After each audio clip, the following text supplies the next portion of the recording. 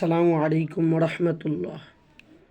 সম্মানিত দর্শক, আমরা আজকে শিখব 16 নম্বর সবকের 4 নম্বর অংশ, মদের হরফের পরিচয়।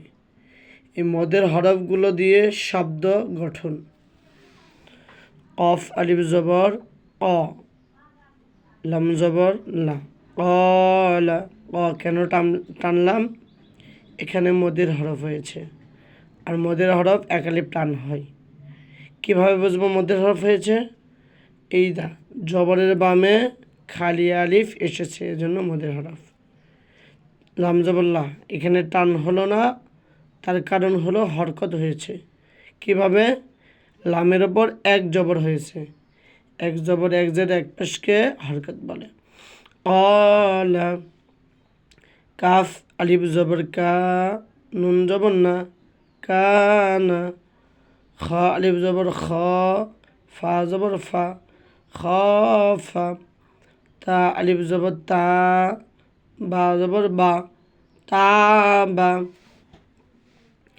কফ ইয়া জের কি, লাম জবর লা, কিলা। কি টানলাম কেন? মদের হরফ হয়েছে। কিভাবে? জেরের বামে জজম আলাইয়া এসেছে। কিলা। দালিয়া যে দি, নুন জবর না, দিনা। দি টানলাম কেন? মদের হরফ হয়েছে, জেরের বামে জজম আলাইয়া। দিনা। সি ক, সিনিয়াজের সি, কব জবর ক, সি ক। ফায়াজের ফি, হালিফ জবর হা, ফি হা। দুই জায়গায় টানলাম কেন? জেরের বামে জজম আলাইয়া মদের হরফ, ফি মদের হরফ। হালিফ জবর হা, জবরের বামে খালি আলিফ মদের হরফ। তাহলে দুই জায়গায় মদের হরফ হয়েছে, এজন্য এক আলিফ টান হয়েছে। ফি হা। শিন পেশ সু, এক পেশ হরকত, টান হবে না। হাওয়া পেশ হু, সুহু। এখানে হু টান হইল কেন? মদের হরফ হয়েছে। কিভাবে? পেশের বামে জজমালা ওয়াও এসেছে। সুহু, দাল দুই পেশ দুন, তানবিন হয়েছে। তানবিনের উচ্চারণ তাড়াতাড়ি। সুহুদুন। অপেশ ও, আইন অপেশ ও। গলার ভিতরে একটু চেপে ধরে আইন উচ্চারণ করতে হয়। ও দাল দুই পেশ দুন, ও দুন। ওয়াও পেশ ভু, ওয়াও পেশ ভু, উ না ভু, হরকত হয়েছে। জিম ওয়াও পেশ জু, মদের হরফ হয়েছে।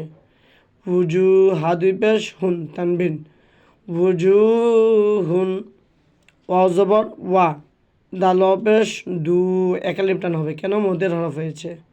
ওয়াদু, দাল দুই পেশ দুন, অদু দুন। উজুহুন, অদুদুন। ইনশাল্লাহ আবার আমরা 17 নম্বর সবক নিয়ে আবার আমরা আপনাদেরকে ভিডিও আকারে দিয়ে দিব। আপনারা ইনশাল্লাহ প্রত্যেক ভিডিওগুলো মনোযোগ সহকারে দেখবেন। ইনশাল্লাহ আল্লাহ তাআলা আমাদেরকে সহিভাবে কোরআন পড়ার তৌফিক দান করবেন। সুবহানাল্লাহ, আমিন।